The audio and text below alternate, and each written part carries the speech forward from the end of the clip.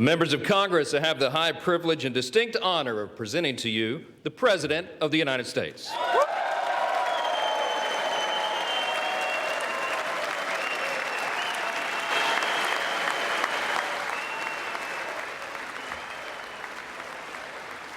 Big night for President Donald J. Trump, the 45th and 47th President of the United States. The State of the Union Address 2026.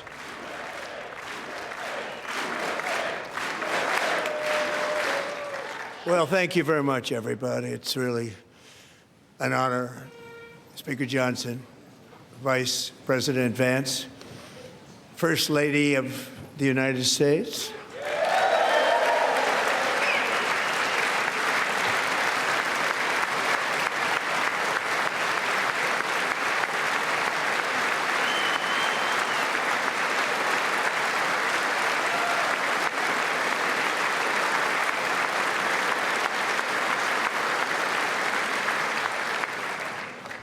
Second Lady of the United States,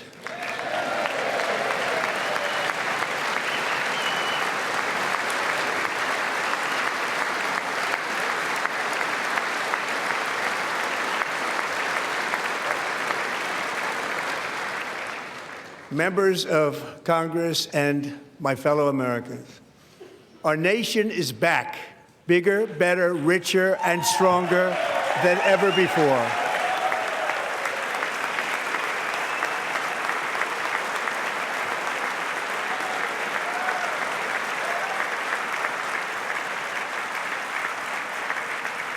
Less than 5 months from now, our country will celebrate an epic milestone in American history, the 250th anniversary of our glorious American independence.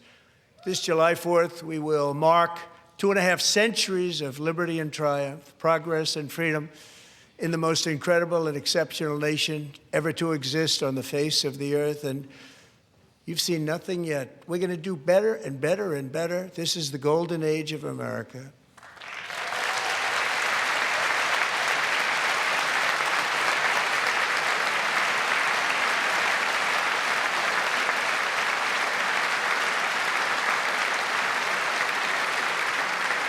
When I last spoke in this chamber 12 months ago, I had just inherited a nation in crisis with a stagnant economy, inflation at record levels, a wide open border, horrendous recruitment for military and police, rampant crime at home, and wars and chaos all over the world. But tonight, after just 1 year, I can say with dignity and pride that we have achieved a transformation like no one has ever seen before, and a turnaround for the ages. It is indeed a turnaround for the ages.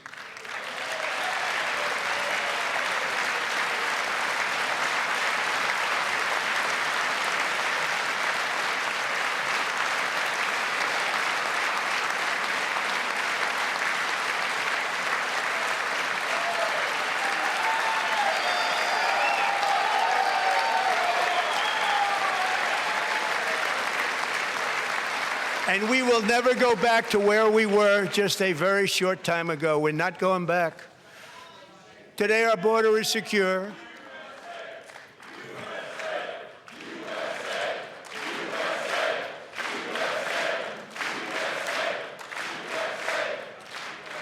Thank you. Today, our border is secure. Our spirit is restored. Inflation is plummeting. Incomes are rising fast. The roaring economy is roaring like never before, and our enemies are scared. Our military and police are stacked, and America is respected again, perhaps like never before.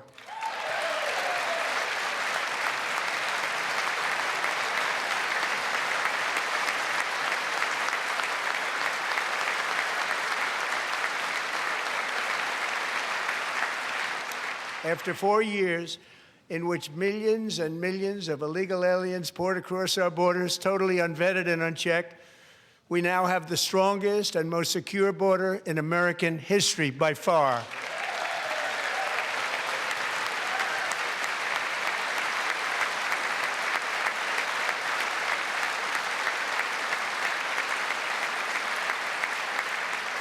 In the past 9 months, 0 illegal aliens have been admitted to the United States.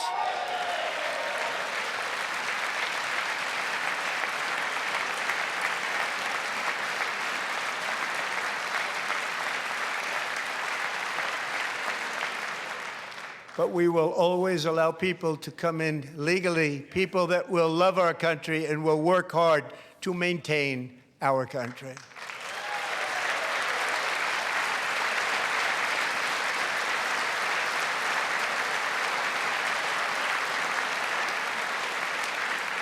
The flow of deadly fentanyl across our border is down by a record 56% in 1 year.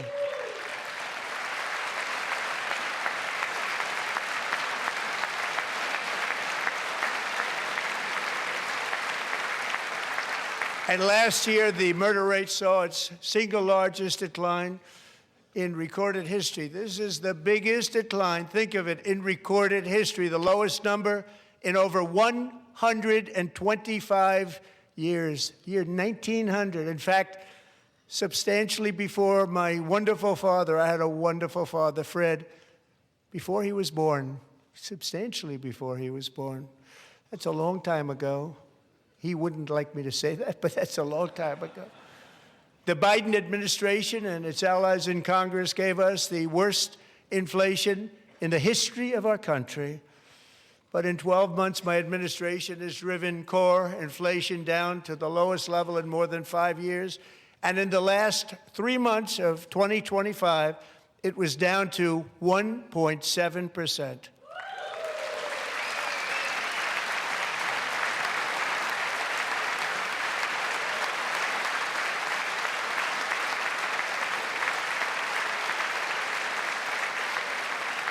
Gasoline, which reached a peak of over $6 a gallon in some states under my predecessor, it was quite honestly a disaster, is now below $2.30 a gallon in most states, and in some places, $1.99 a gallon. And when I visited the great state of Iowa just a few weeks ago, I even saw $1.85 a gallon for gasoline.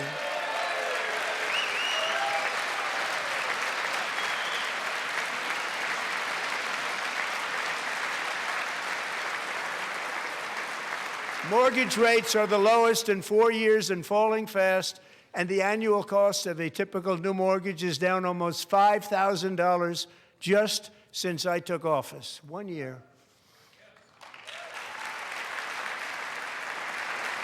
And low interest rates will solve the Biden-created housing problem while at the same time protecting the values of those people who already own a house that really feel rich for the first time in their lives. We want to protect those values. We want to keep those values up. We're going to do both. And we are going to keep it that way. The stock market has set 53 all-time record highs since the election. Think of that, 1 year. Boosting pensions, 401ks, and retirement accounts for the millions and millions of Americans. They're all gaining. Everybody's up, way up. In 4 long years, the last administration got less than $1 trillion in new investment in the United States. And when I say less, substantially less. In 12 months, I secured commitments for more than $18 trillion pouring in from all over the globe.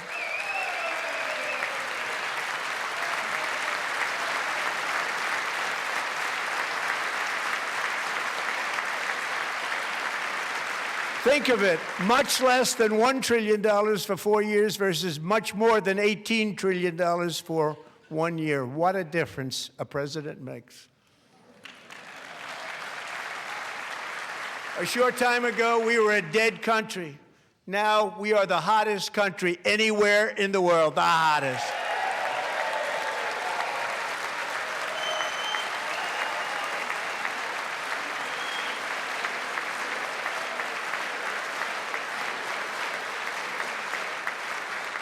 As thousands of new businesses are forming and factories, plants, and laboratories are being built, we have added 70,000 new construction jobs in just a very short period of time. It's getting bigger and bigger and stronger. Nobody can believe what they're watching. American oil production is up by more than 600,000 barrels a day, and we just received from our new friend and partner, Venezuela, more than 80 million barrels of oil.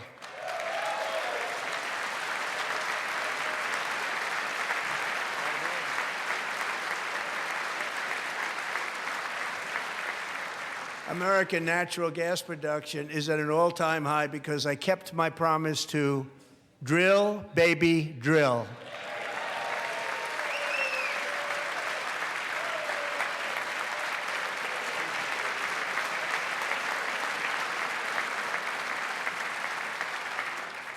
More Americans are working today than at any time in the history of our country. Think about that. Any time in the history of our country, more working today. And 100% of all jobs created under my administration have been in the private sector.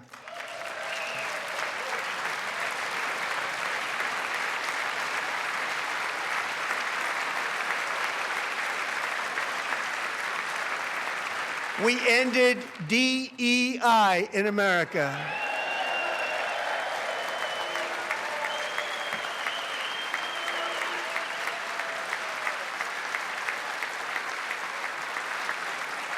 We cut a record number of job-killing regulations, and in 1 year we have lifted 2.4 million Americans, a record, off of food stamps.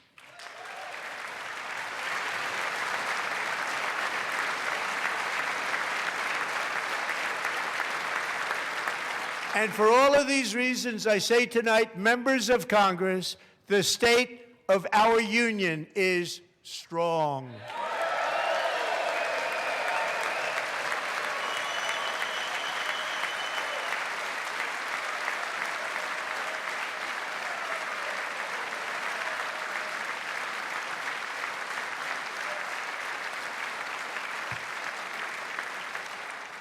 Our country is winning again. In fact, we're winning so much that we really don't know what to do about it.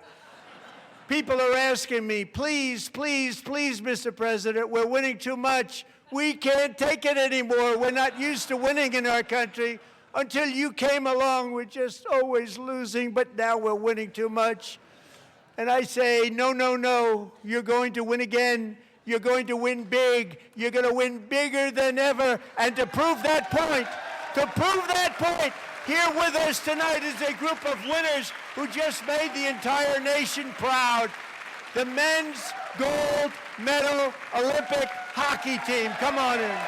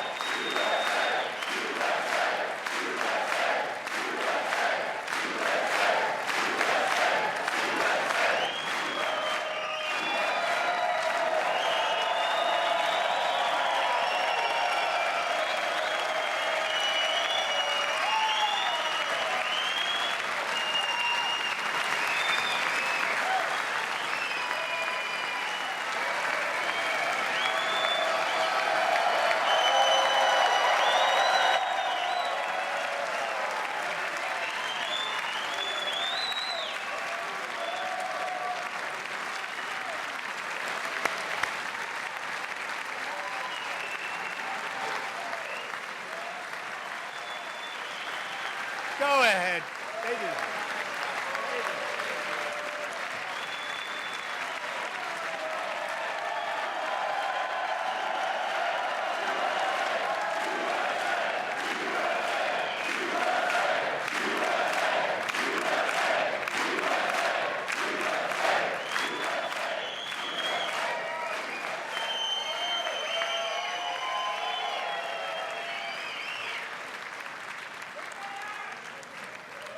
That's the first time I've ever seen them get up. And actually, not all of them did get up. But they beat a fantastic Canadian team in overtime, as everybody saw, as did the American women who will soon be coming to the White House.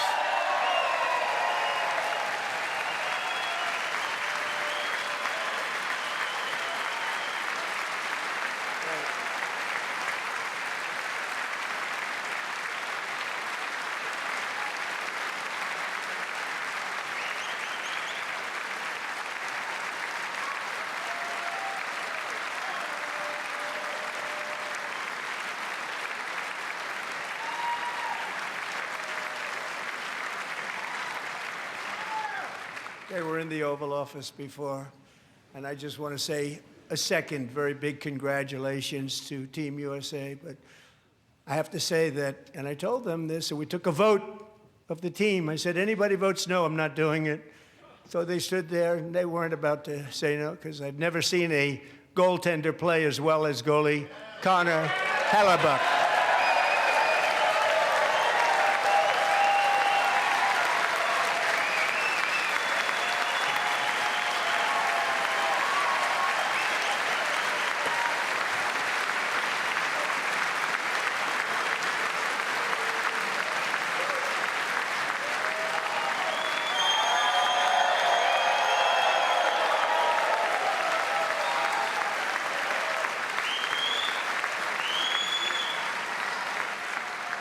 Think of it, 46 shots on goal, and I asked him, the one shot, the one where you put your stick in the back and it hit the neck of your stick and bounced off, do you practice that, or was that a little lucky?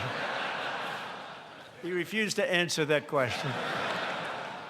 But I just want to tell you that the members of this great hockey squad will be very happy to hear, based on their vote and my vote, and in this case, my vote was more important, that I will soon be presenting Connor with our highest civilian honor, which we will be given and which has been given to many athletes over the years. But when I say many, not too many, like 12, it's called the highest civilian honor in our country, the Presidential Medal of Freedom.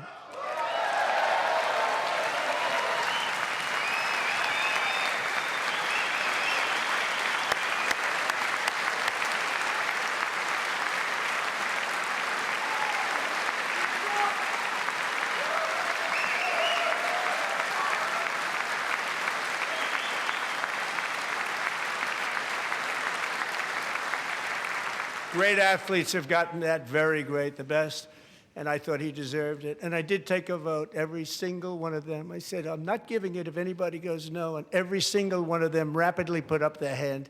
So I want to thank you. What a special job you did. What special champions you are. Thank you very much.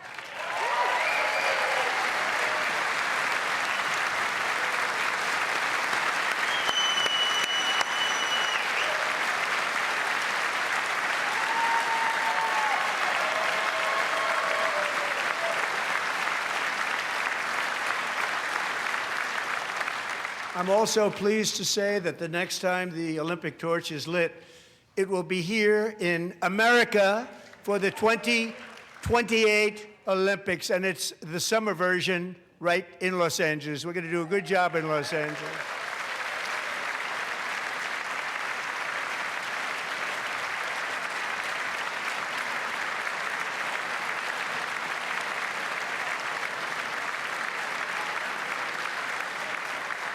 And Los Angeles is going to be safe, just like Washington, D.C. is now one of the safest cities in the country.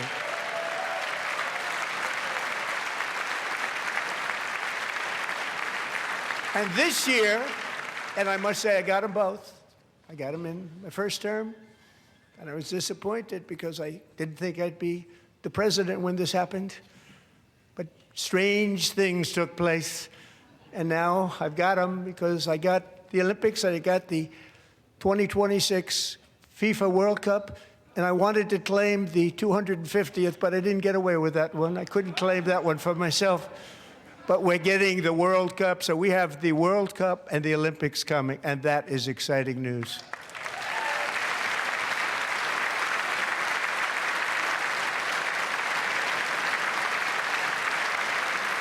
So this will be a year to celebrate our country and the heroes who have kept it free. Men like Buddy Taggart.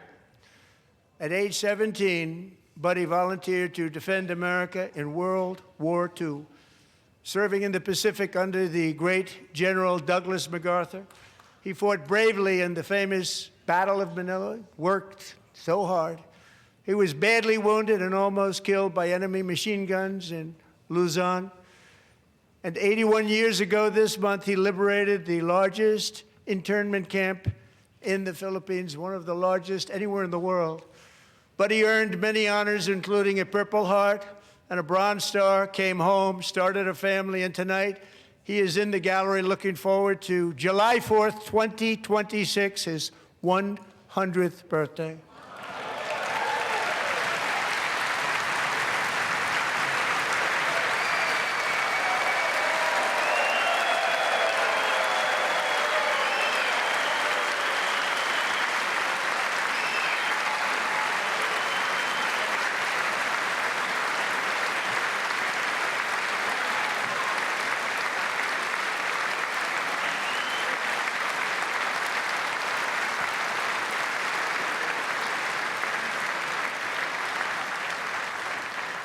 So, buddy, you're a brave man, and we salute you.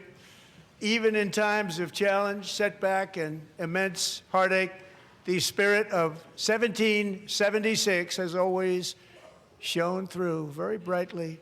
It was July 4th of last year when floodwaters tore through a girls' summer camp in Central Texas, one of the worst things I've ever seen. I was there, rising 26 feet in the matter of minutes, tragically claiming many, many lives. You all remember that one. As the waters threatened to sweep her away, 11-year-old Millie Kate McClelland closed her eyes and prayed to God. She thought she was going to die. Those prayers were answered when Coast Guard rescue swimmer Scott Ruskin descended from a helicopter above. Nobody knew where he came from.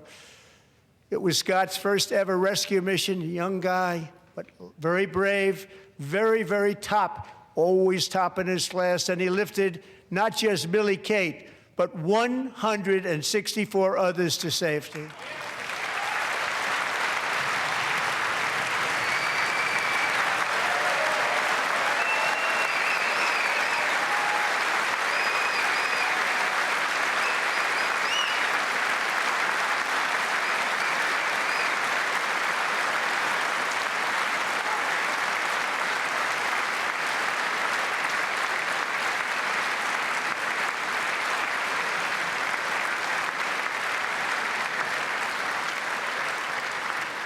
People watched Scott from a distance, and they couldn't believe what they were seeing. The winds were blowing, the rain was pouring, everything was going, and that rapid water, nobody's ever seen anything like it. They said, wow, that's something.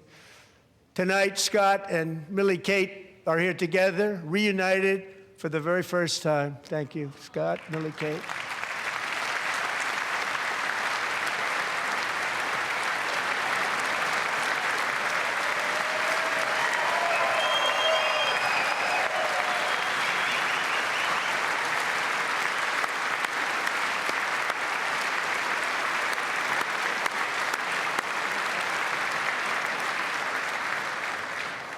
And Petty Officer Ruskin, I'm pleased to inform you that I am now awarding you the Legion of Merit for extraordinary heroism, which is what it was, extraordinary heroism. Thank you.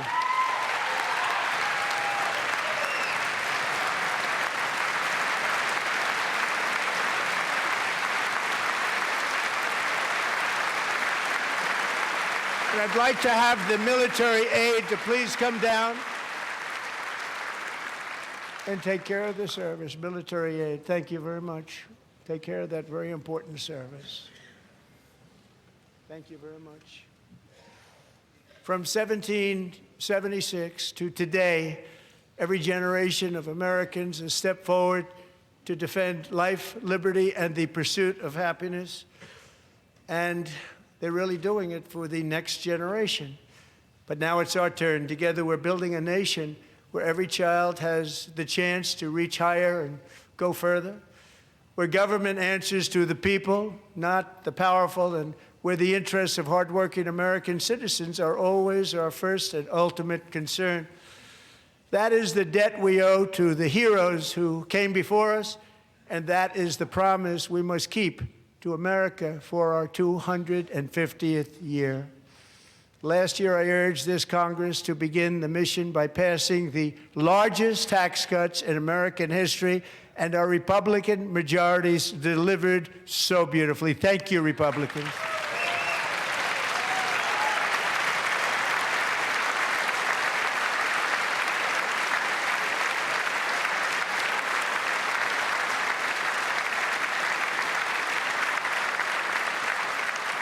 All Democrats, every single one of them, voted against these really important and very necessary massive tax cuts.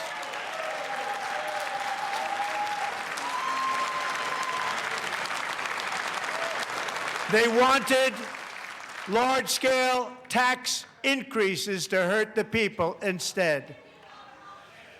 But we held strong, and with the great, big, beautiful bill, we gave you no tax on tips, no tax on overtime, and no tax on Social Security for our great seniors.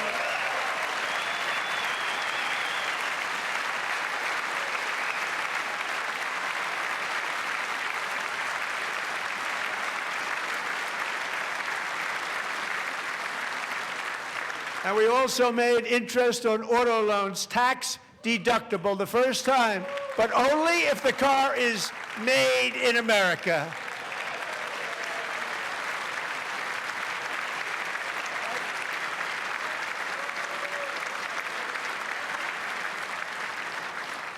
Recently in Pennsylvania, I met Megan Hemhauser, a devoted mom who's homeschools her children, beautiful, 2 children, during the day while waiting tables at night as her husband works overtime operating very heavy equipment. Megan is here this evening, and she's happy to tell you that she is so much richer because with no tax on tips, no tax on overtime, and her expanded child tax credit done again by Republicans, Megan and her husband will take home more than $5,000 extra just for the year, cutting her tax bill in more than half.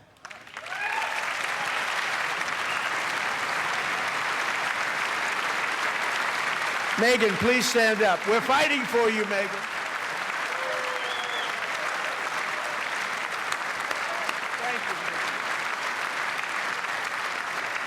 Thank you, Megan.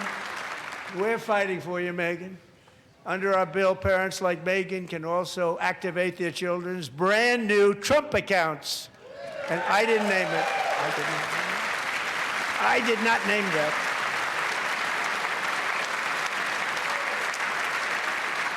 Nobody believes me, but I did not name it. It was named by a very tall man sitting right there in the third row. Nice man, a good man. Tax-free investment accounts for every American child. This is something that's so special and has taken off and gone through the roof. Millions will be pre-funded courtesy of the U.S. Treasury and private individuals like Michael and Susan Dell, who have donated $6.25 billion to fund the Trump accounts for 25 million American children. They're great people.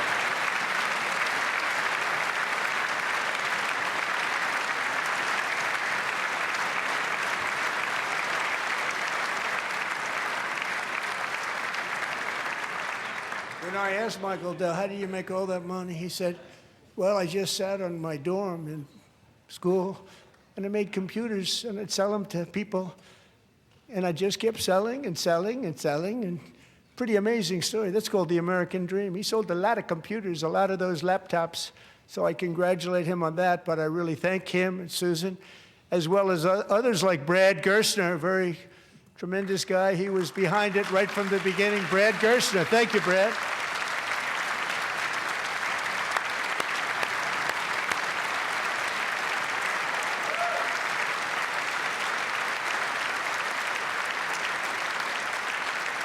So with modest additional contributions, these young people's accounts could grow to over $100,000 or more by the time they turn 18. Think of it, how much money is that for somebody that started with nothing?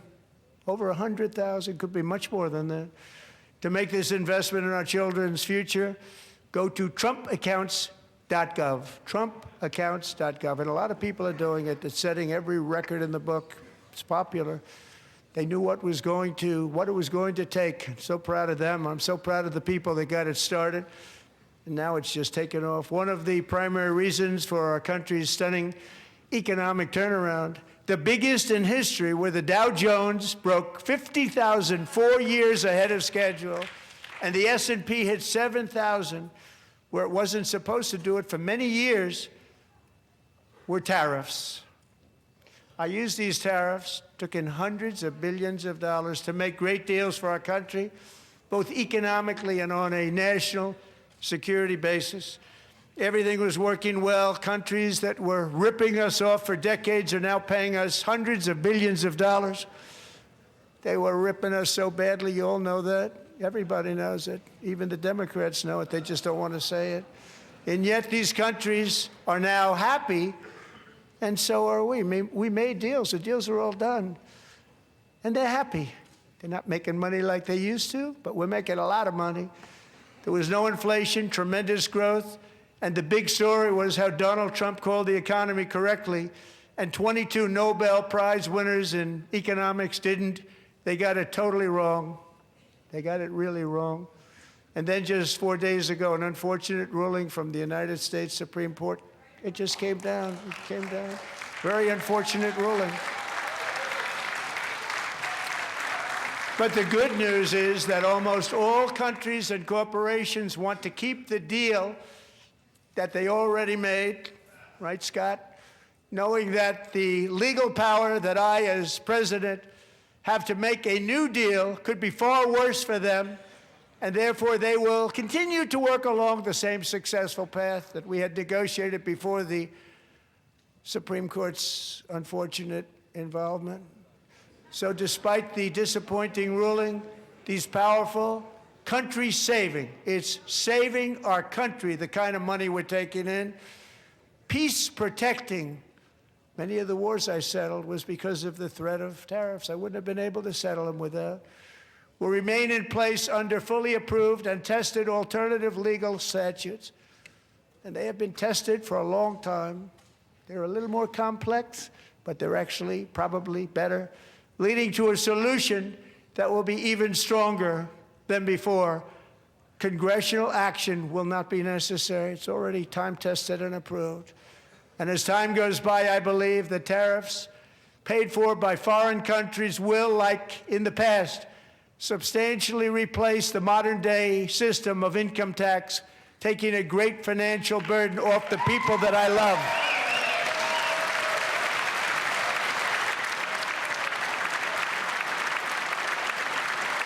Right?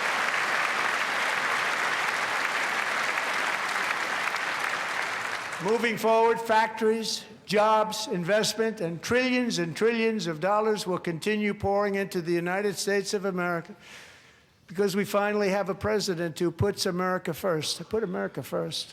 I love America.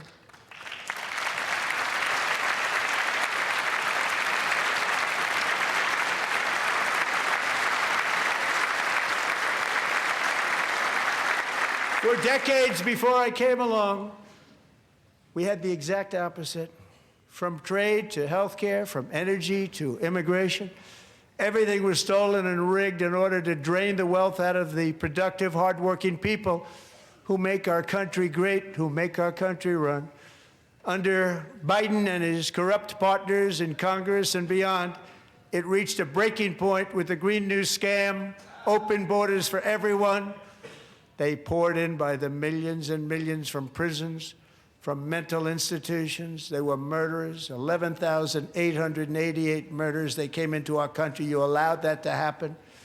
And record-setting inflation that cost the typical family $34,000 in just a speck of time. Now the same people in this chamber who voted for those disasters suddenly use the word affordability, a word. They just used it. Somebody gave it to them, knowing full well that they caused and created the increased prices that all of our citizens had to endure. You caused that problem. You caused that problem.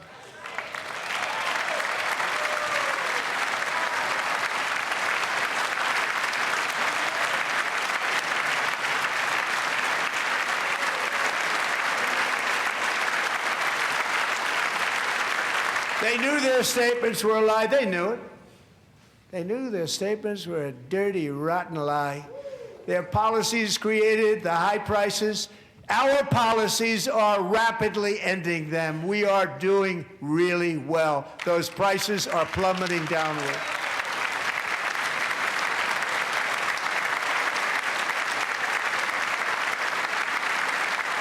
The price of eggs is down 60%. Madam Secretary, thank you. The cost of chicken, butter, fruit, hotels, automobiles, rent is lower today than when I took office by a lot. And even beef, which was very high, is starting to come down significantly. Just hold on a little while. We're getting it down. And soon you will see numbers that few people would think were possible to achieve just a short time ago. Nobody can believe when they see the kind of numbers, and especially energy, when they see energy going down to numbers like that, they cannot believe it. It's like another big tax cut. I'm also confronting one of the biggest ripoffs of our times, the crushing cost of health care caused by you. Since the passage of the Unaffordable Care Act, sometimes referred to as Obamacare, big insurance companies have gotten rich. It was meant for the insurance companies, not for the people. With our government giving them hundreds and hundreds of billions of dollars a year as their stock prices soared 1,000, 1,200, 1,400, and even 1,700%, like nothing else. That's why I introduced the great health care plan. I want to stop all payments to big insurance companies and instead give that money directly to the people so they can buy their own health care, which will be better health care at a much lower cost.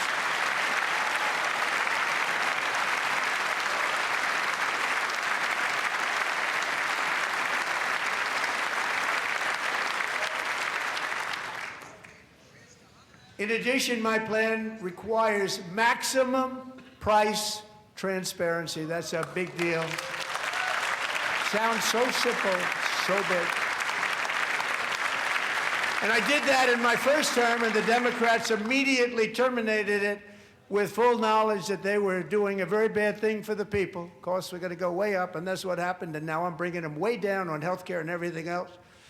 I'm also ending the wildly inflated cost of prescription drugs like has never happened before.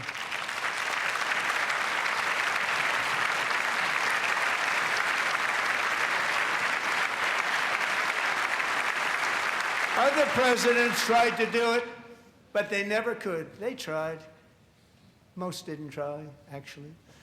But they tried. They said they tried. They couldn't do it. They didn't even come close. They were all talk and no action, but I got it done.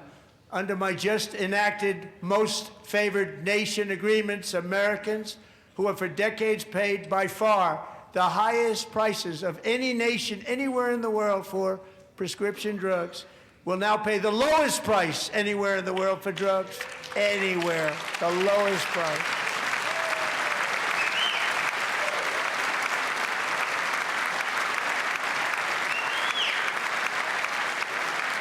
So in my first year of the second term, should be my third term, but strange things happen. I took prescription drugs, a very big part of health care, from the highest price in the entire world to the lowest. That's a big achievement. The result is price differences of 300, 400, 500, 600% and more, all available right now at a new website called TrumpRx.gov. And I didn't name that one either, by the way.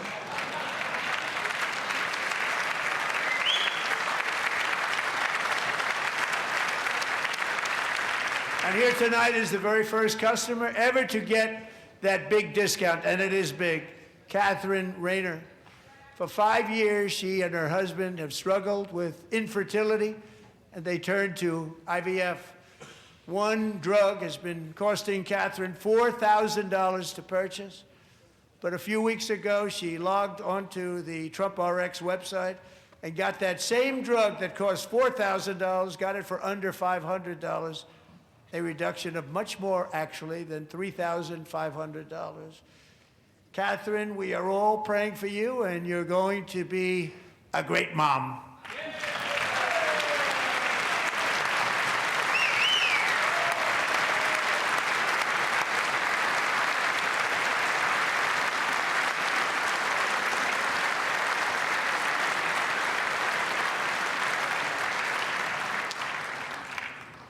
So now I'm calling on Congress to codify my most favored nation program into law. Now, the one thing, I'm not sure it matters because it's going to be very hard for somebody that comes along after me to say, let's raise drug prices by 700 or 800%. But John and Mike, if you don't mind, codify it anyway. They may do it. Codify it anyway. Thank you. Many Americans are also concerned that energy demand from AI data centers could unfairly drive up their electric utility bills.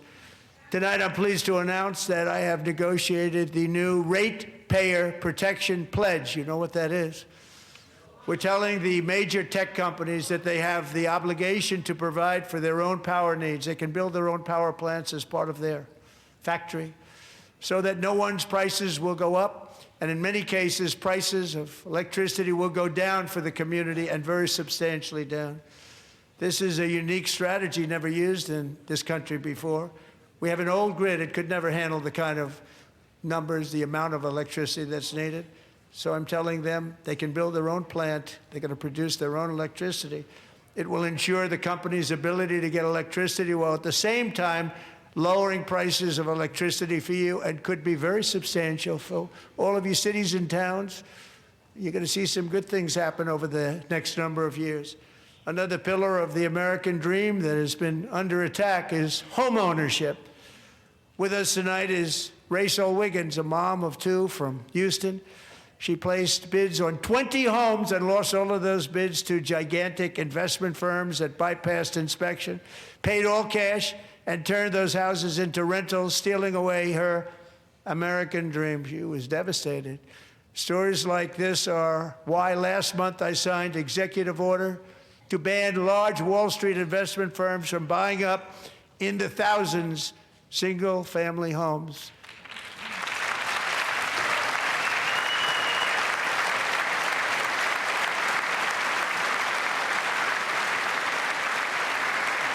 And now I'm asking Congress to make that ban permanent, because homes for people, really, that's what we want. We want homes for people, not for corporations. Corporations are doing just fine. Raysel, thank you very much. Good luck with your home. You'll get one soon.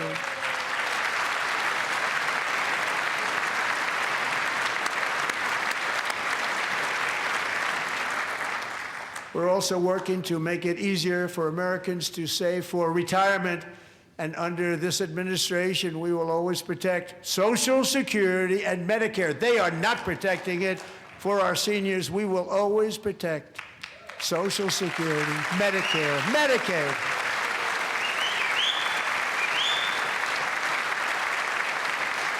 Since I took office, the typical 401k balance is up by at least $30,000. That's a lot of money. We have millions and millions of people, because the stock market has done so well, setting all those records. Your 401ks are way up. Yet half of all of working Americans still do not have access to a retirement plan with matching contributions from an employer. To remedy this gross disparity, I'm announcing that next year my administration will give these often forgotten American workers, great people, the people that built our country, access to the same type of retirement plan offered to every federal worker. We will match your contribution with up to $1,000 each year. As we ensure that all Americans can profit from a rising stock market, let's also ensure that members of Congress cannot corruptly profit from using insider information.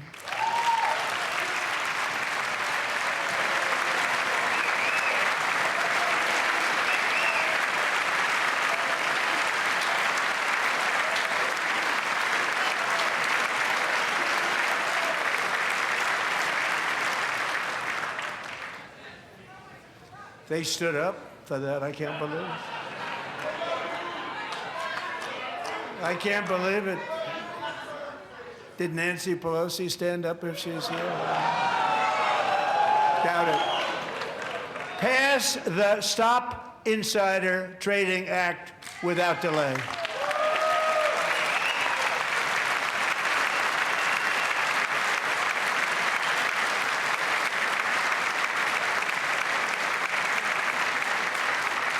I wasn't sure if anybody even on this side was going to applaud for that. I'm very impressed. Thank you. I'm very impressed.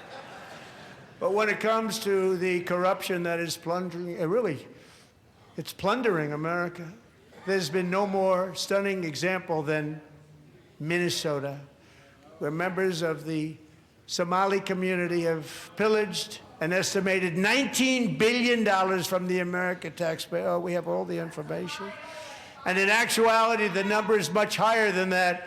And California, Massachusetts, Maine, and many other states are even worse.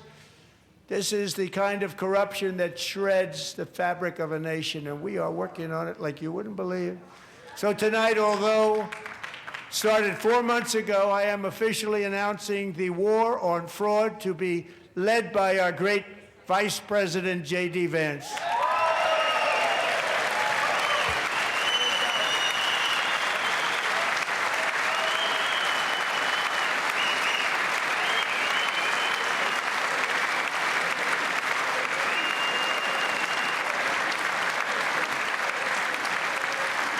We'll get it done. And if we're able to find enough of that fraud, we will actually have a balanced budget overnight. It'll go very quickly. That's the kind of money you're talking about. We'll balance our budget. The Somali pirates who ransacked Minnesota remind us that there are large parts of the world where bribery, corruption, and lawlessness are the norm, not the exception. Importing these cultures through unrestricted immigration and open borders brings those problems right here to the USA. And it is the American people who pay the price in higher medical bills, car insurance rates, rent, taxes, and perhaps most importantly, crime. We will take care of this problem. We're going to take care of this problem. We are not playing games. Delilah.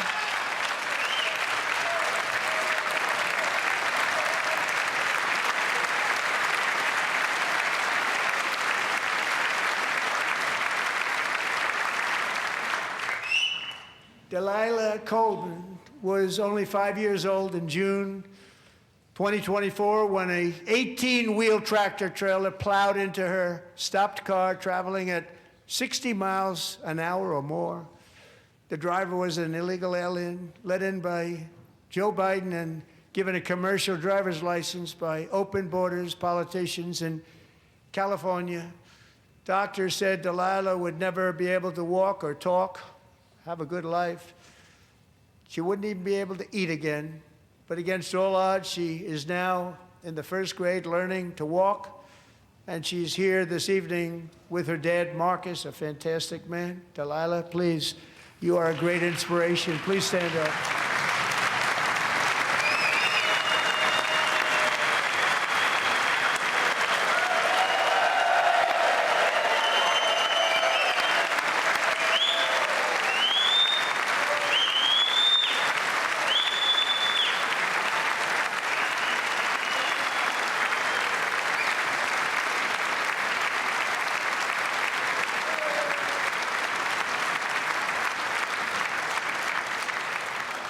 Thank you, Delilah. Many, if not most, illegal aliens do not speak English and cannot read even the most basic road signs as to direction, speed, danger, or location. That's why tonight I'm calling on Congress to pass what we will call the Delilah Law, barring any state from granting commercial driver's licenses to illegal aliens.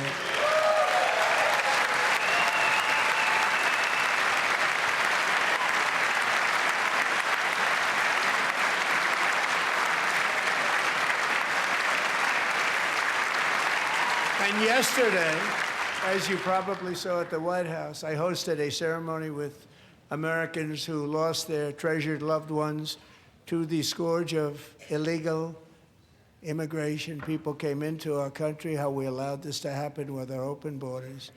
These are the angel moms and families that for decades our government betrayed and our media totally ignored. It was terrible. Hard to believe, actually.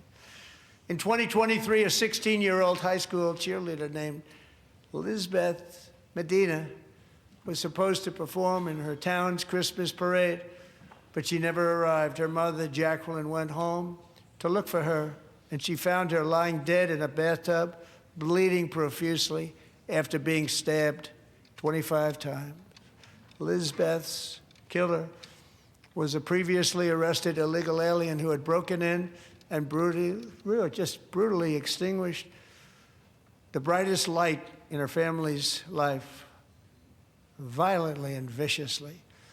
Her heartbroken mother is in the gallery to remind everyone in this chamber exactly why we are deporting illegal alien criminals to our country at record numbers, and we're getting them the hell out of here fast. We don't want them.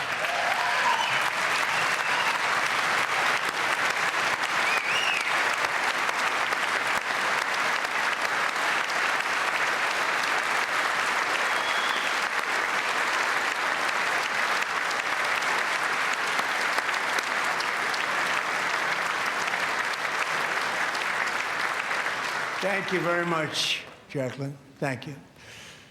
We can never forget that many in this room not only allowed the border invasion to happen before I got involved, but indeed they would do it all over again if they ever had the chance. If they ever got elected, they would open up those borders to some of the worst criminals anywhere in the world. The only thing standing between Americans and a wide open border right now is President Donald J. Trump and our great Republican patriots in Congress. Thank you. Thank you.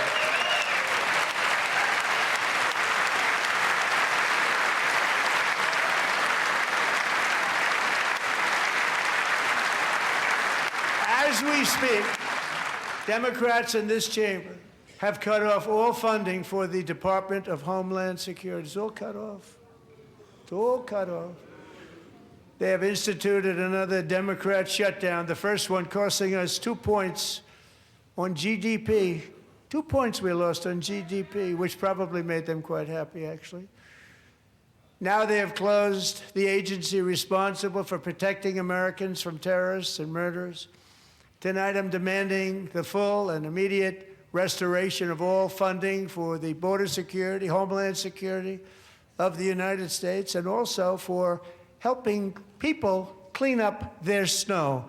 We have no money because of the Democrats, and it would be nice, we'd love to give you a hand at cleaning it up, but you gave no money. Nobody's getting paid. It's a shame. So you have to think about it. We have, in case you didn't know, a pretty large snowstorm out there. One of the great things about the State of the Union is how it gives Americans the chance to see clearly what their representatives really believe. So tonight I'm inviting every legislator to join with my administration in reaffirming a fundamental principle. If you agree with this statement, then stand up and show your support. The first duty of the American government is to protect American citizens, not illegal aliens.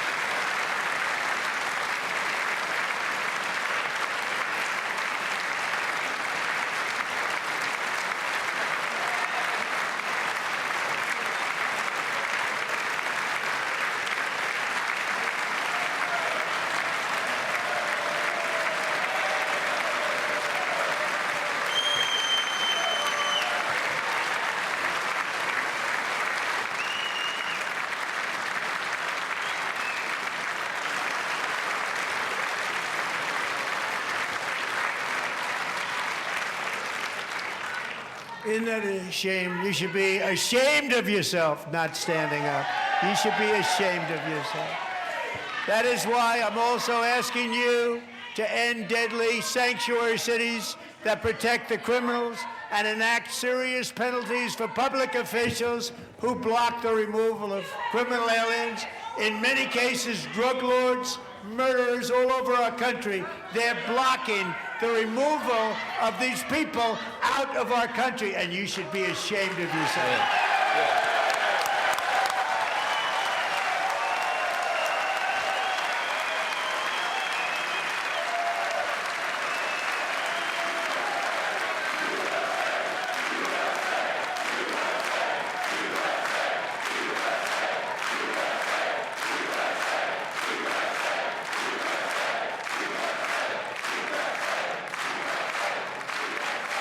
And perhaps most importantly, I'm asking you to approve the Save America Act.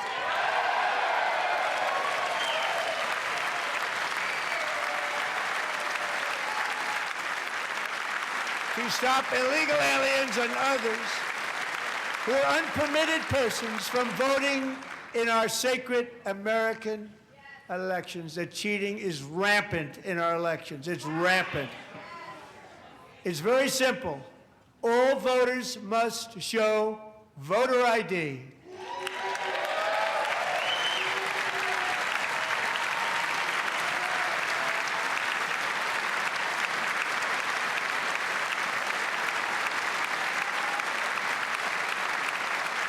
All voters must show proof of citizenship in order to vote.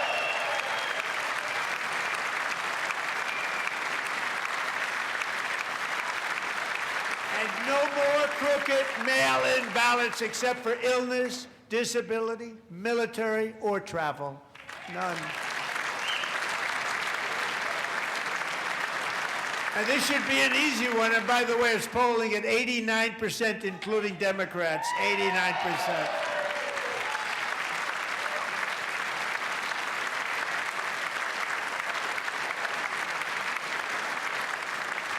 And even the new communist mayor of New York City, I think he's a nice guy, actually. Speak to him a lot. Bad policy, but nice guy. Just said they want people to shovel snow. They got hit hard. Wants them to shovel snow, but if you apply for that job, you need to show 2 original forms of ID and a Social Security card. Yet they don't want identification for the greatest privilege of them all, voting in America. No, it's no good. No good. Both Republicans and Democrats overwhelmingly agree on the policy that we just enunciated. And Congress should unite and enact this common sense, country-saving legislation right now, and it should be before anything else happens.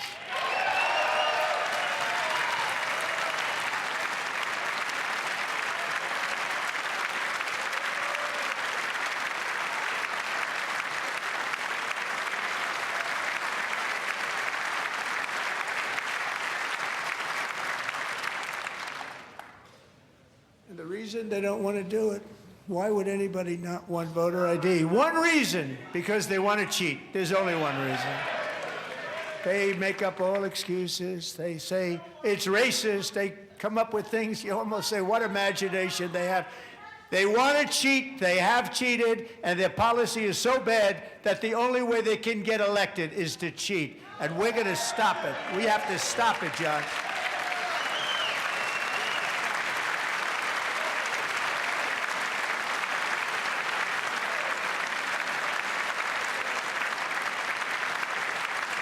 And here is one more opportunity to show common sense in government.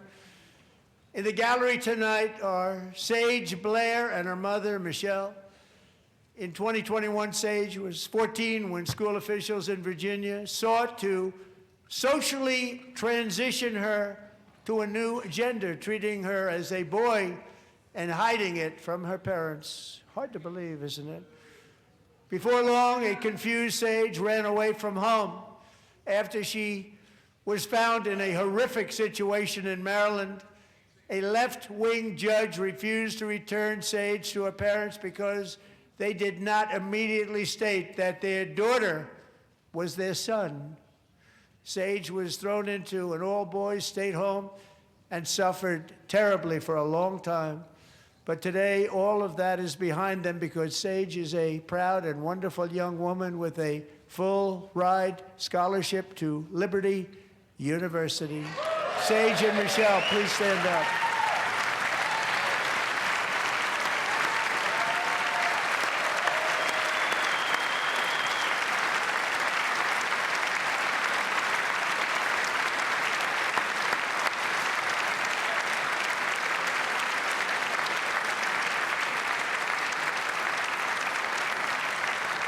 And thank you for your great bravery. And who can believe that we're even speaking about things like this? 15 years ago, if somebody was up here and said that, they'd say, what's wrong with him? But now we have to say it because it's going on all over numerous states without even telling the parents. But surely we can all agree no state can be allowed to rip children from their parents' arms and transition them to a new gender against the parents' will. Who would believe that we're even talking about this? We must ban it, and we must ban it immediately.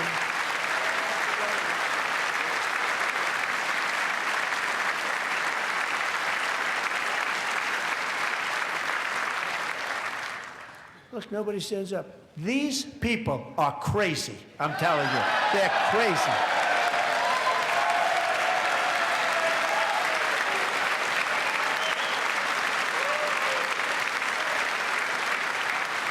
Amazing. Incredible. Boy, oh boy. We're lucky we have a country. With people like this, Democrats are destroying our country, but we've stopped it just in the nick of time, didn't we?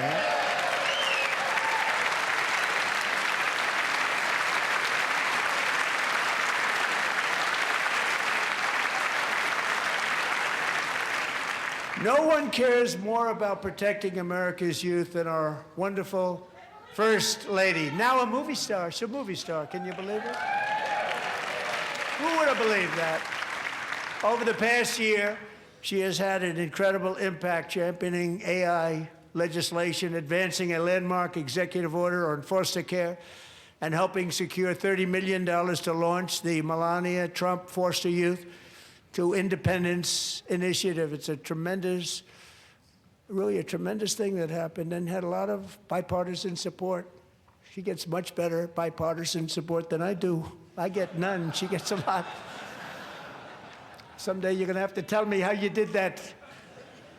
And students and educators in every state have joined the First Lady's efforts in the presidential AI challenge, keeping America's next generation positioned to succeed and strongly succeed in the future.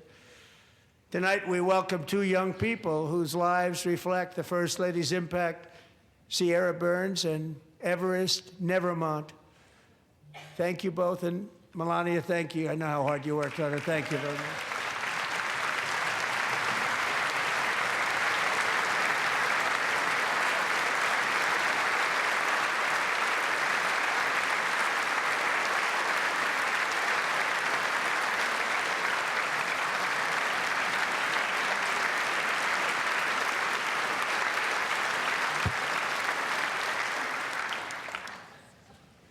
I'm very proud to say that during my time in office, both the first 4 years and in particular this last year, there has been a tremendous renewal in religion, faith, Christianity, and belief in God.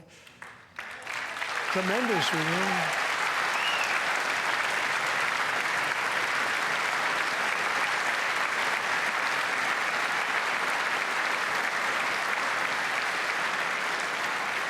This is especially true among young people, and a big part of that had to do with my great friend, Charlie Kirk, a great guy, great man.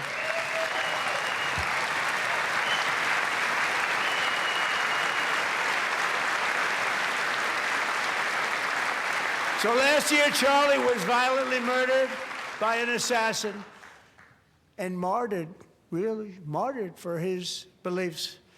His wonderful wife, Erica, is with us tonight. Erica, please stand.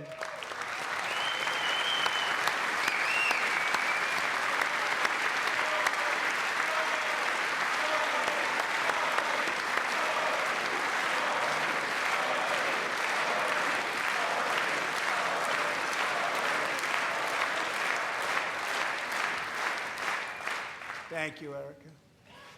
Been through a lot.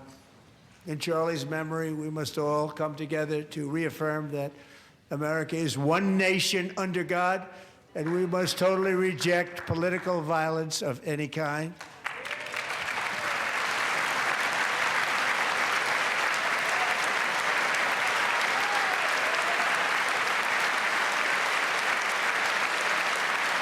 We love religion, and we love bringing it back, and it's coming back at levels that nobody actually thought possible. It's really a beautiful thing to see.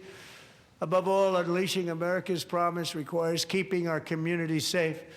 We have made incredible strides, yet dangerous repeat offenders continue to be released by pro-crime Democrat politicians again and again. We are honored to be joined tonight by a woman who's been through hell, Anya Zarutska. In 2022, she and her beautiful daughter, so beautiful, what a beautiful young woman, Irina, fled war-torn Ukraine to live with relatives near Charlotte, North Carolina. And by the way, what's going on with Charlotte? Last summer, 23-year-old Irina was riding home on the train when a deranged monster who had been arrested over a dozen times and was released through no cash bail, stood up and viciously slashed a knife through her neck and body. No one will ever forget. There were people on that train. No one will ever forget the expression of terror on Irina's face as she looked up at her attacker in the last seconds of her life. She died instantly. She had escaped a brutal war only to be slain by a hardened criminal, set free to kill in America, came in through open borders. Mrs. Zarutska, tonight I promise you we will ensure justice for your magnificent daughter, Irina.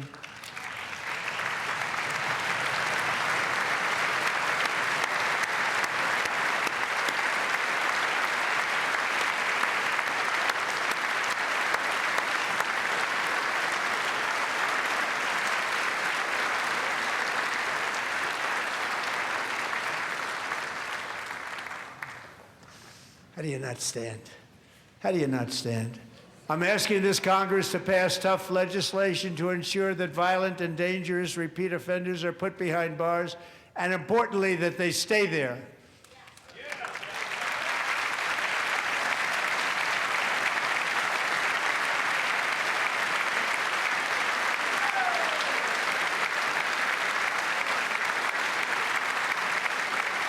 Starting last summer, I deployed our National Guard and federal law enforcement to restore law and order to our most dangerous cities, including Memphis, Tennessee, big success, New Orleans, Louisiana, big success, and our nation's capital itself, Washington, D.C., where we have almost no crime anymore in Washington, D.C. How did that happen?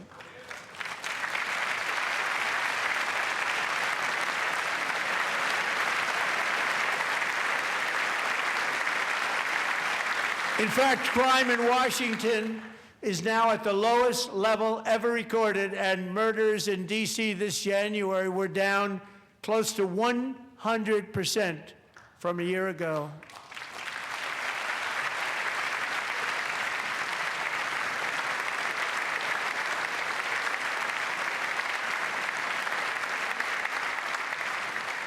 They don't like to hear that. One of the sick people, one of the brave service members who helped achieve this stunning turnaround was 20-year-old West Virginia Army National Guard Specialist Sarah Beckstrom. After a 4-month deployment, she voluntarily extended her service, and her rank was going to be lifted. She was doing so well. They were so proud of her. But the very next day, she was on patrol near the White House when she was ambushed and shot in the head by a terrorist monster from Afghanistan. Shouldn't have been in our country. And all because she wore the uniform of our nation, she was shot. He traveled here because he didn't like people wearing our uniform. He was sick and deranged, shouldn't have been in our country. Sarah Beckstrom died in order to defend our capital, and we are honored to be joined by her wonderful parents, Gary and Evalie. Your daughter was a true American patriot, and she will be greatly missed. She was a great person. I saw reports on her. They've never seen anything like her.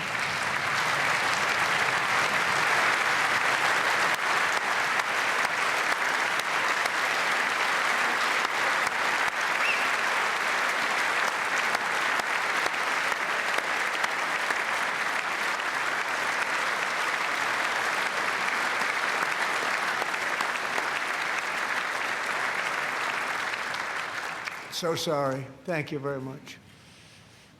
A great young lady. I saw reports that were like, perfect. She was perfect. Serving alongside Sarah that day was Staff Sergeant Andrew Wolf.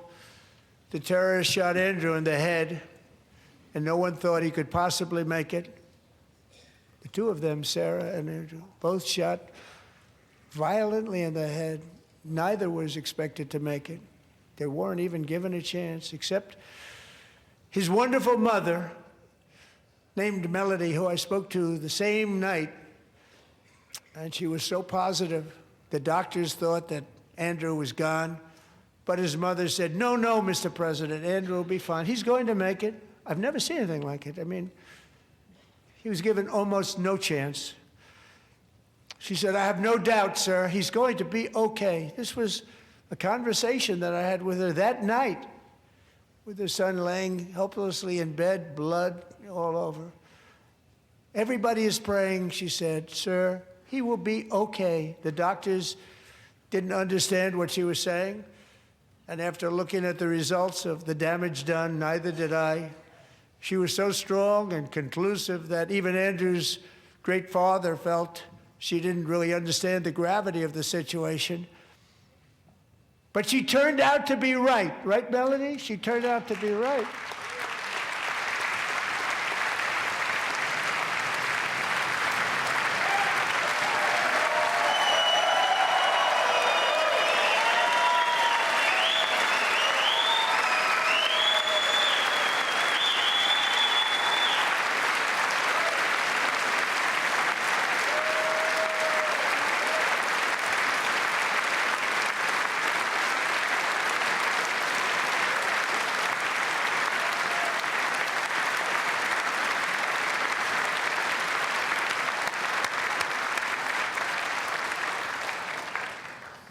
Amazing, actually.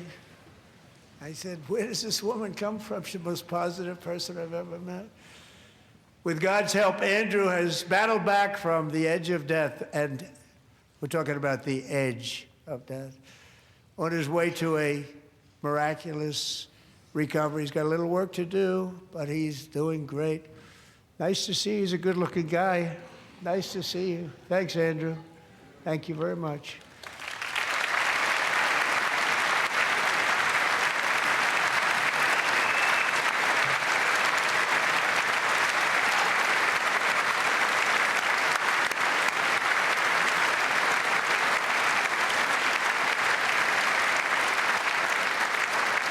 So, Andrew, while you're up, now I'm going to ask a highly respected General James Seward to present Staff Sergeant Andrew Wolf and the great family of Sarah Beckstrom with the award created by our late, great President George Washington himself. It's called the Purple Heart.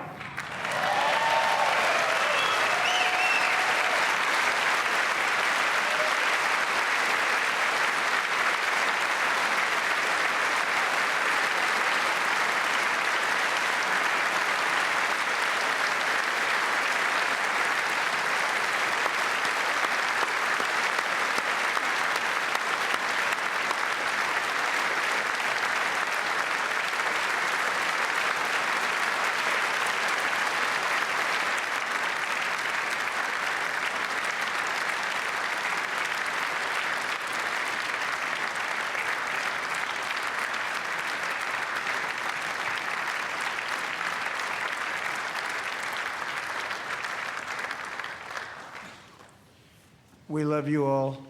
Love you.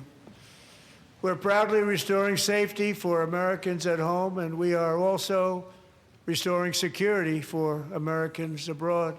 Our country has never been stronger. My first 10 months, I ended 8 wars, including Cambodia. Isn't it funny? Sick people. Cambodia and Thailand, Pakistan and India. Would have been a nuclear war. 35 million people said the Prime Minister of Pakistan would have died if it were not for my involvement. Kosovo and Serbia, Israel and Iran, Egypt and Ethiopia, Armenia and Azerbaijan, the Congo and Rwanda, and of course the war in Gaza, which proceeds at a very low level. It's just about there. And I want to thank Steve Witkoff and Jared Kushner for your help. Thank you, Steve. Thank you, Jared.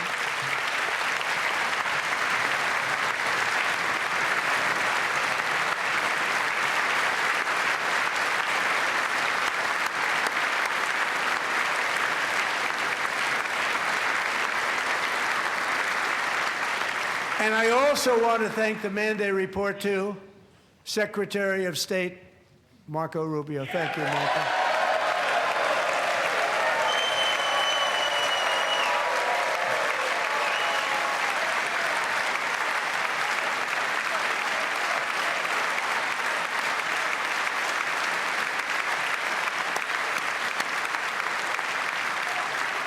People don't like you. You know, Marco got 100% of the votes when he was in confirmation. I think our next one was about 54%. And some of the Democrats are now saying, I can't believe we approved that guy. And he said it's an honor that they feel that way, right, Marco? You have done a great job, great Secretary of State. I think he'll go down as the best ever.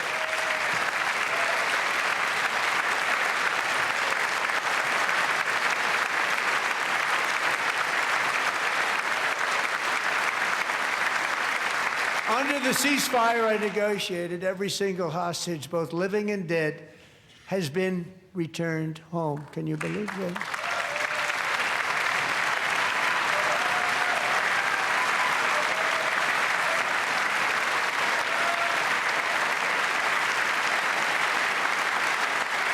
Nobody thought it was possible. Nobody thought that was possible.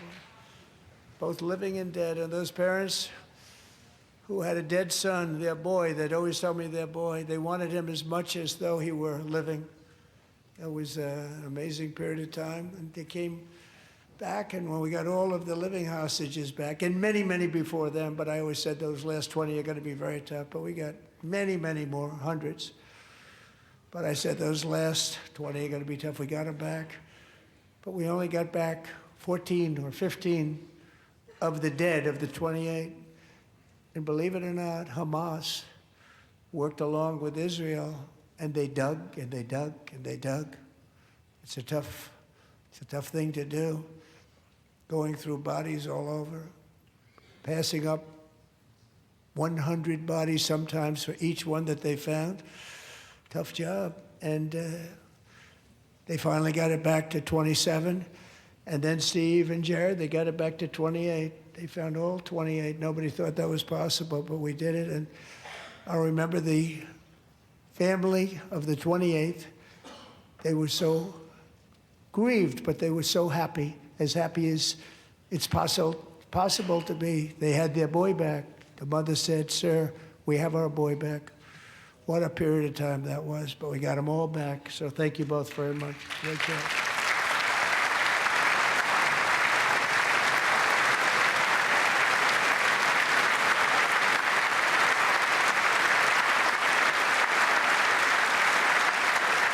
And we're working very hard to end the 9th war, the killing and slaughter between Russia and Ukraine, where 25,000 soldiers are dying each and every month. Think of that, 25,000 soldiers are dying a month.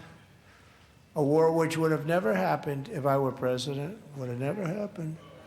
As president, I will make peace wherever I can, but I will never hesitate to confront threats to America wherever we must.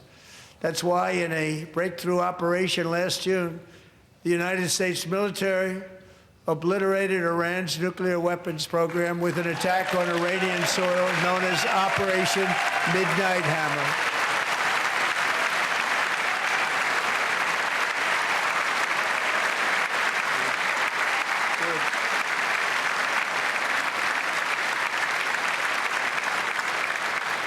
decades, it had been the policy of the United States never to allow Iran to obtain a nuclear weapon.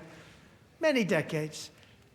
Since they seized control of that proud nation 47 years ago, the regime and its murderous proxies have spread nothing but terrorism and death and hate. They've killed and maimed thousands of American service members and hundreds of thousands and even millions of people with what's called roadside bombs. They were the kings of the roadside bomb. And we took out Soleimani. I did that during my first term. Had a huge impact. He was the father of the roadside bomb.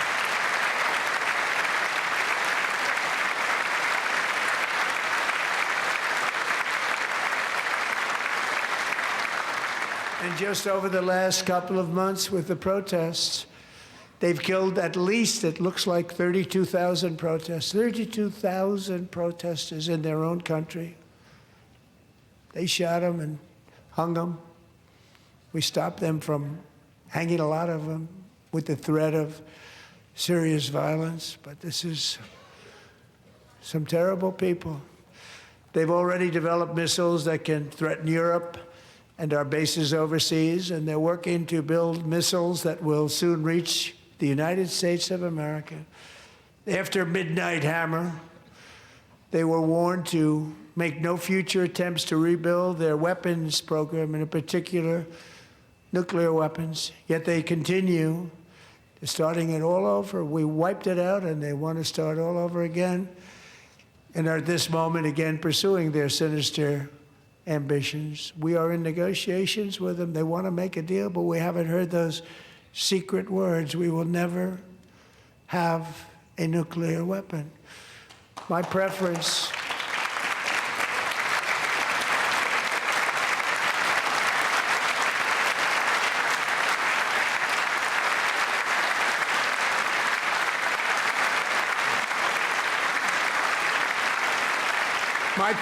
is to solve this problem through diplomacy. But one thing is certain, I will never allow the world's #1 sponsor of terror, which they are by far, to have a nuclear weapon. Can't let that happen.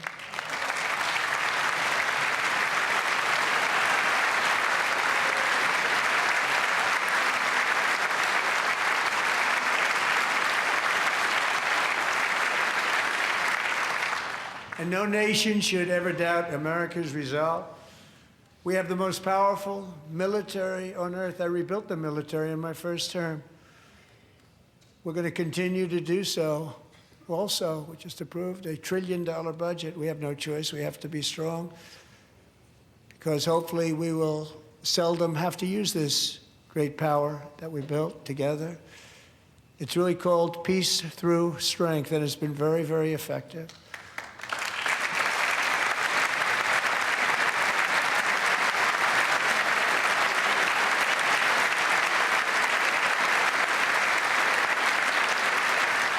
So thanks to Republicans in Congress, we're investing that record number of dollars, have no choice, in the United States Armed Forces. Also creating a lot of jobs, but we're not even doing it for that reason. Because as I said, we have more jobs, more people working today than ever before in the history of our country.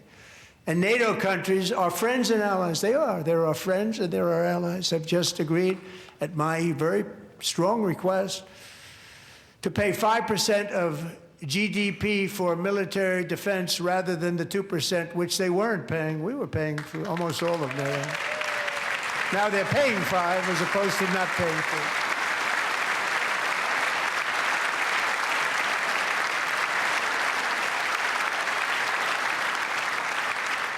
And getting that 5% was something which everyone said would never be done, could not happen. We got it really easily with one meeting. And big difference between 2% that's not paid. We were paying the freight of many of them. Very few were paid up. Now 5%, then they're paid. And everything we send over to Ukraine is sent through NATO, and they pay us in full. They pay us totally in full. Every branch of our armed forces is setting records for recruitment. This is so exciting. And every service member recently.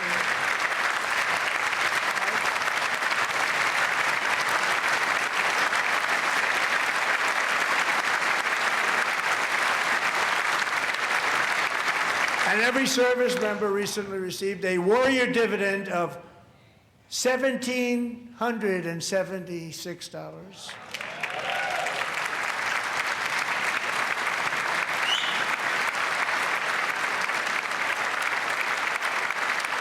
You know, they put it on my desk. We got the money from tariffs and other things, a lot of money we have. We have much more money than people understand. Have to rebuild that program a little bit, but it won't take long. But we got the money, and it was $1,775, and they wanted my approval.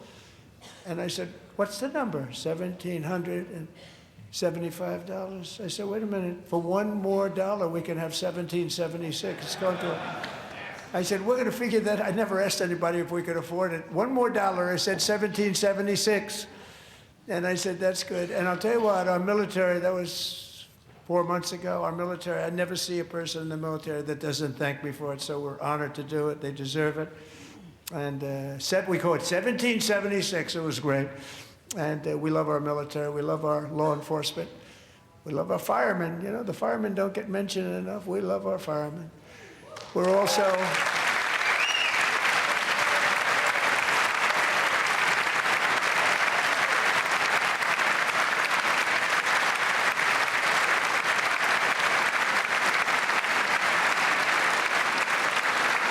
restoring American security and dominance in the Western Hemisphere, acting to secure our national interests and defend our country from violence, drugs, terrorism, and foreign interference. For years, large swaths of territory in our region, including large parts of Mexico, really large parts of Mexico, have been controlled by murderous drug cartels. That's why I designated these cartels as foreign terrorist organizations, and I declared illicit fentanyl as a weapon of mass destruction.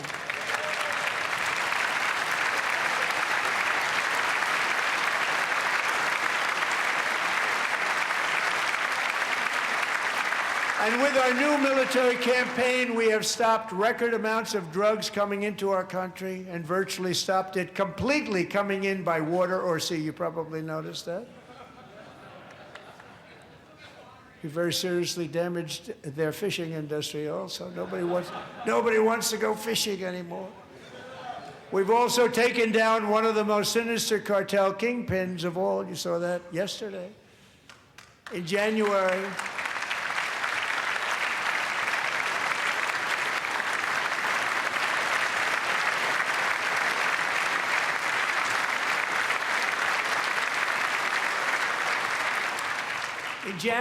elite American warriors carried out one of the most complex, spectacular feats of military competence and power in world history. No one's seen anything like it. Foreign leaders, I won't tell you who, called me and they said, very impressive, very impressive.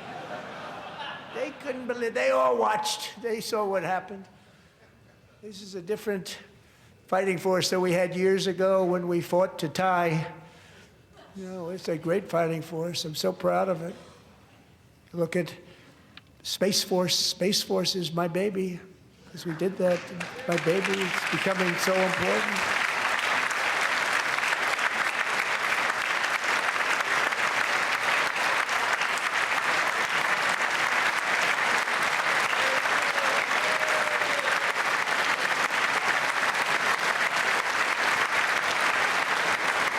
And America's armed forces overwhelmed all defenses and utterly defeated an enemy, good fighters, to end the reign of outlaw dictator Nicolas Maduro and bring him to face American justice.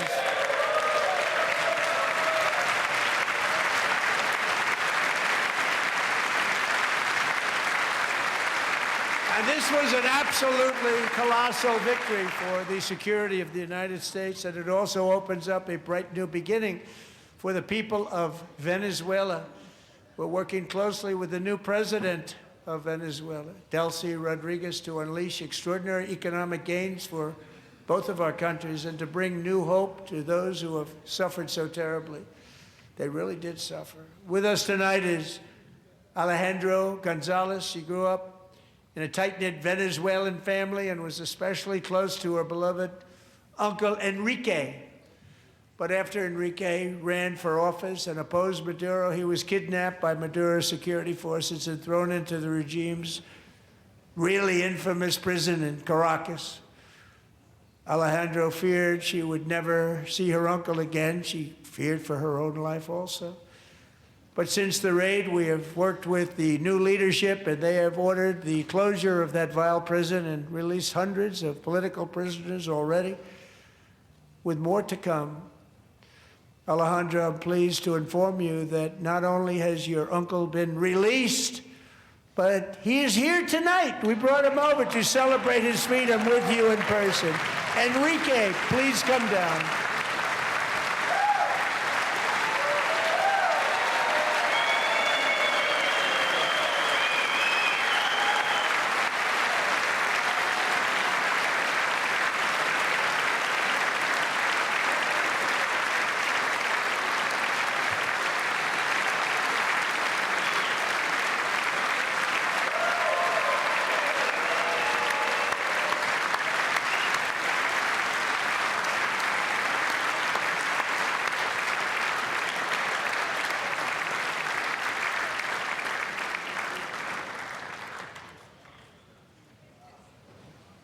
Thank you, Enrique. Have a good time. Nice to have you back, Enrique. There were many heroes on that January raid to capture Maduro, really great heroes. It was very dangerous. They knew we were coming. They were all set. But the deeds of one warrior that night will live forever in the eternal chronicles of military valor. Chief Warrant Officer 5, Eric Slover, planned the mission and was the flight lead in the cockpit of the first helicopter, a big, beautiful, powerful helicopter. It was a massive Chinook carrying, as you can imagine, many, many American warfighters. Wearing the dog tags his wife Amy had blessed with holy water before he left. She knew it was going to be a rough one. Eric steered the Chinook under the cover of night and descended swiftly upon Maduro's heavily protected military fortress. This was a major military installation, protected by thousands of soldiers and guarded by Russian and Chinese military technology. How did that work out? Not too good. While preparing to land, enemy machine guns fired from every angle, and Eric was hit very badly in the leg and hip, one bullet after another. He absorbed 4 agonizing shots, shredding his leg into numerous pieces. And yet, despite the fact that the use of his legs was vital to successful helicopter flight, legs are the most important part of flying a helicopter, to deliver the many commandos who would capture and detain Maduro was the only thing Eric was thinking about. Then, even as he was gushing blood, which was flowing back down the aisle, helicopter lands at a steep angle. The machine gun stood right in front of him. They were right in front of him, 2 machine gunners who escaped the wrath of the previous planes. Eric maneuvered his helicopter with all of those lives and souls to face the enemy and let his gunners eliminate the threat. Turned the helicopter around so the gunners could take care of business, saving the lives of his fellow warriors from what could have been a catastrophic crash deep in enemy territory. Only after safely landing the helicopter with all the warriors aboard in the exact right spot, which was vital to the mission, we probably would have had to maybe cancel the mission if that didn't happen. Eric told his co-pilot, also wounded but not as gravely, to take over. I'm about ready to pass out.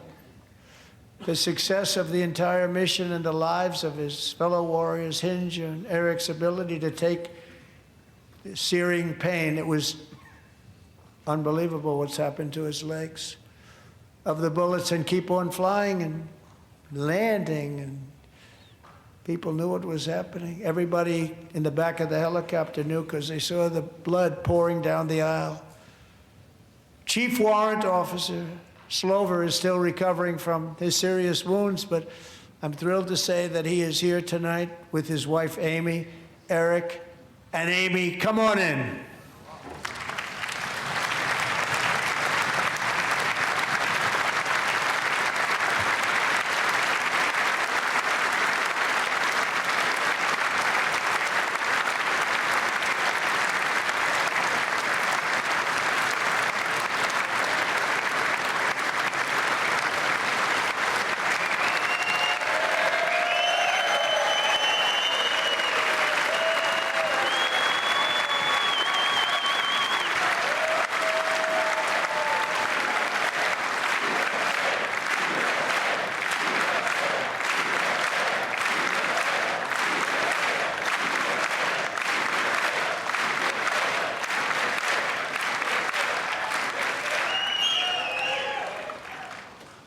So we have a surprise for Eric and Amy. In recognition of Eric's actions above and beyond the call of duty, I would now like to ask General Jonathan Braga to present Chief Warrant Officer Slover with our nation's highest military award, the Congressional Medal of Honor.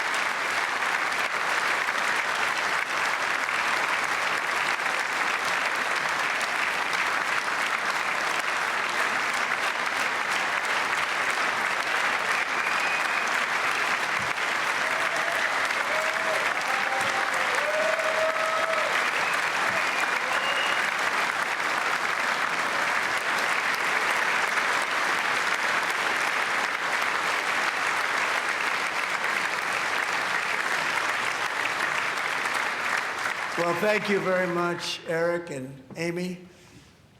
Great to get to know you. I met with them and with a lot of their fellow warriors at Fort Bragg recently. You notice the name Fort Bragg. We have it back. We brought it back. We won the First World War with it, the Second World War with it, and then they decided to change the name. So we changed it back. Everybody wanted to change back, too. And 10 of Eric's fellow warriors from that incredible night of victory will also be receiving medals at a private ceremony that will soon be held at the White House. And Eric will be there. Thank you.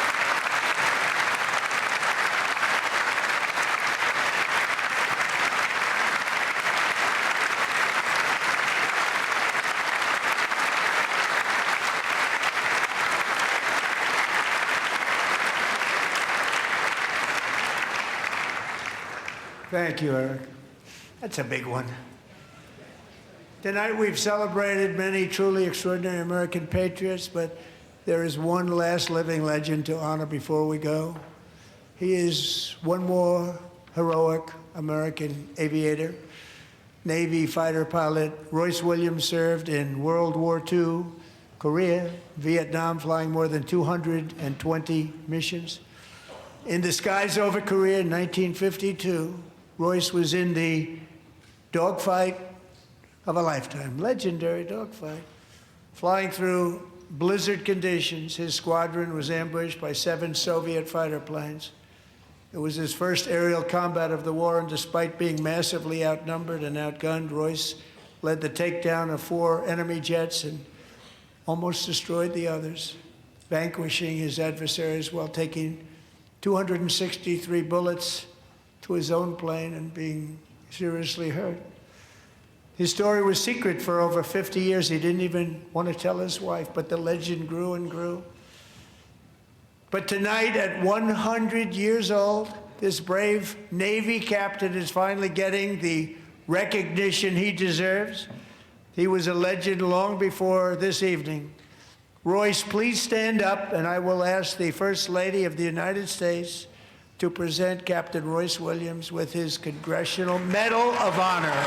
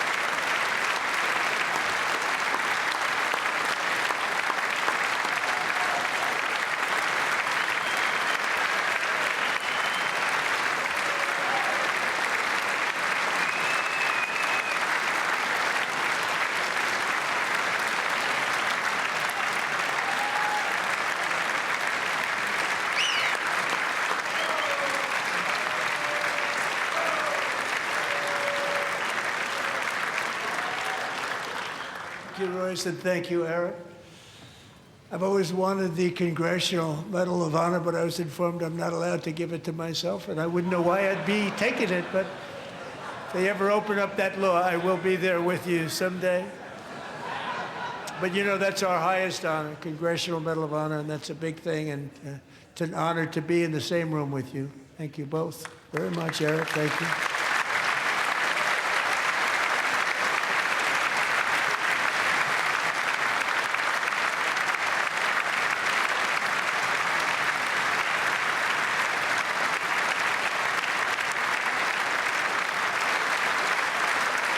Thank you. 250 years is a long time in the life of a nation, but in another sense, it's really a mere moment in the eye of history. Two of the gentlemen we met in the gallery this evening took their first breaths 1 century ago, 100 years before that, on July 4th, 1826, the author of the Declaration of Independence, brilliant, Thomas Jefferson, drew his last breath. Just a single long human lifespan separates the giants who declared and won our independence from the heroes who stand among us tonight. Everything our nation has done, everything we have achieved, has been the work of those few great lifetimes. In those brief chapters, Americans built this nation from 13 humble colonies into the pinnacle of human civilization and human freedom, the strongest, wealthiest, most powerful, most successful nation in all of history. Americans ventured out across the daunting and dangerous continent. We carved paths through an unforgiving wilderness, settled a boundless frontier, and tamed the beautiful but very, very dangerous Wild West. From empty marshes and wide open plains, we raised up the world's greatest cities. Together, we mastered the world's mightiest industries and shattered history's monstrous tyrannies. And we liberated millions from the chains of fascism, communism, oppression, and terror.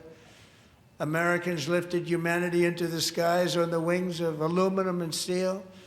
And then we launched mankind into the stars on rockets powered by sheer American will and unyielding American pride.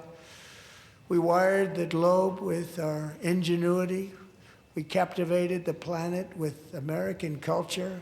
And now we are pioneering the next great American breakthroughs that will change the entire world. All of this and so much more is the enduring legacy, unmatched glory of the hardworking patriots who built and defended this country and who still carry the hopes and freedoms on all of humanity's backs. For years they were forgotten, betrayed, and cast aside.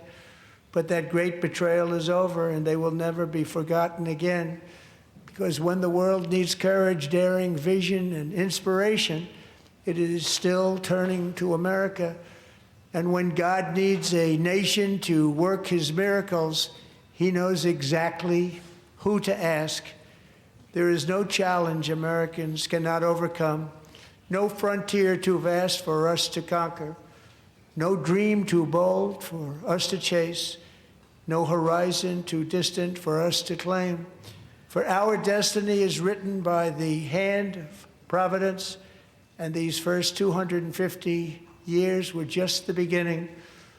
From the rugged border towns of Texas to the heartland villages of Michigan, from the sun-kissed shores of Florida to the endless fields of the Dakotas, and from the historic streets of Philadelphia to right here in our nation's capital, Washington, D.C., the golden age of America is upon us. The revolution that began in 1776 has not ended. It still continues because the flame of liberty and independence still burns in the heart of every American patriot.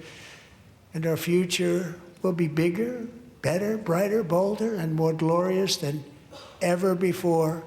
Thank you, God bless you, and God bless America.